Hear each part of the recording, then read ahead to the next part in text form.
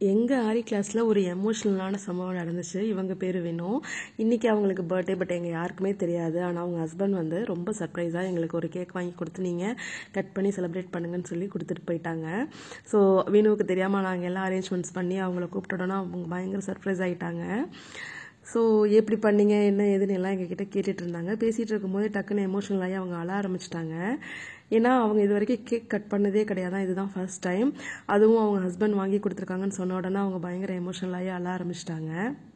அவங்க ஃபஸ்ட்டு நாங்கள் எல்லாம் தான் கேக் வாங்கி சர்ப்ரைஸ் பண்ணியிருக்கோம்னு நினச்சாங்க. பட் அவங்க ஹஸ்பண்ட் வாங்கி கொடுத்தாங்கன்னு சொன்ன உடனே அவங்களால அழுகையை கண்ட்ரோல் பண்ணவே முடியல. அது சந்தோஷ கண்ணீர், அழுகை கிடையாது.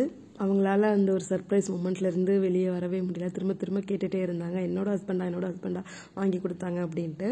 அதுக்கப்புறம் அண்ணாவும் வர சொன்னோம். அவர் வரமாட்டேன்னாரு. அப்புறம் அவர் ரொம்ப ஃபோர்ஸ் பண்ணி வர சொல்லி நாங்கள் எல்லோரும் சேர்ந்து கேக் கட் பண்ணோம். ஸோ சம்மர் டைமுன்றதுனால குட்டீஸ் எல்லாருமே கூட்டிகிட்டு வந்திருந்தாங்க. ஸோ அன்றைக்கின்னு பார்த்து நிறைய பேர் வந்து லீவில் இருந்தாங்க.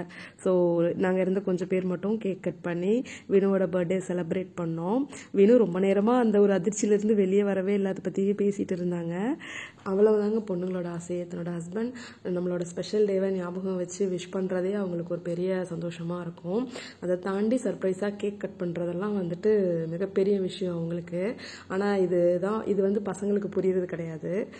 எப்படி தான் அவங்களுக்கு மறந்து போகுமோ தெரியாது, மறந்துடுவாங்க.